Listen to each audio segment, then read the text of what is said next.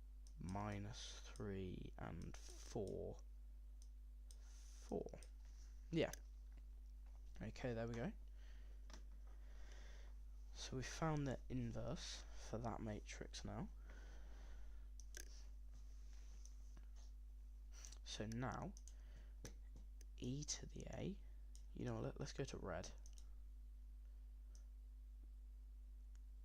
E to the a is going to be p multiplied by the sum, as n goes from 1 to infinity, of d to the n over n factorial, and multiplied by p inverse. Okay.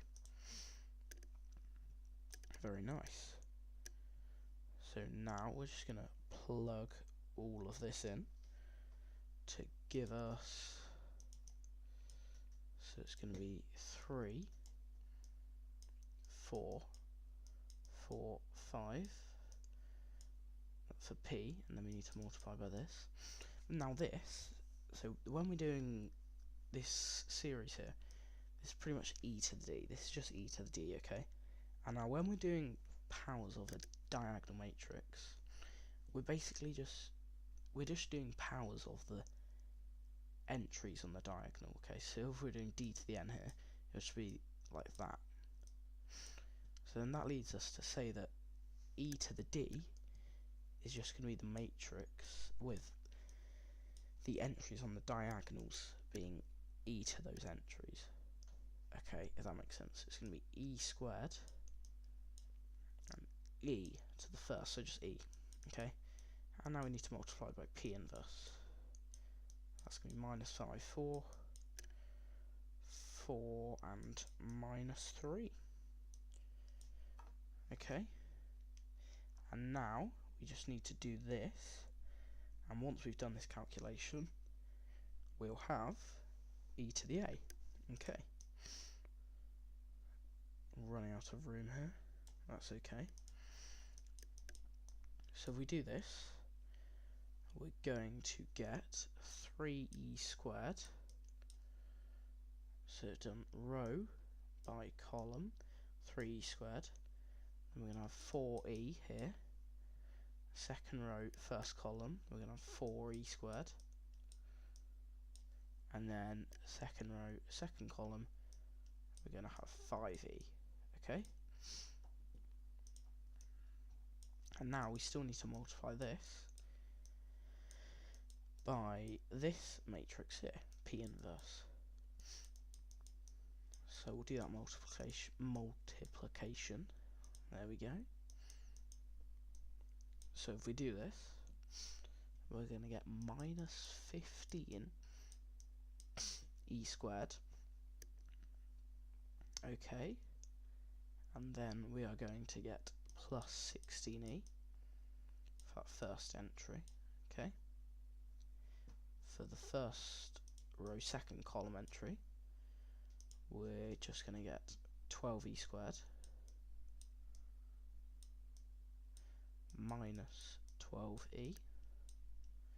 Second row, first column, we're going to get minus 20e squared, and then plus 20e. And then second row, second column, we're going to get 16e squared minus 15e.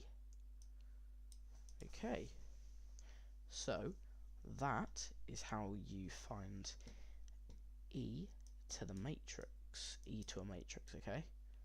And that is our answer. So, I hope you all enjoyed this video, and by the way, this isn't a completely random thing. There are actually applications to this. For example, when you're solving like systems of differential equations, like y prime, where y prime is like a vector, equals ay, sorry. Okay, it actually turns out the solution is e to the a, obviously multiplied by some things. So yeah, this isn't completely random, there are lots of applications to this. So I hope you enjoyed this video today, and if you did, leave a like and subscribe, and goodbye.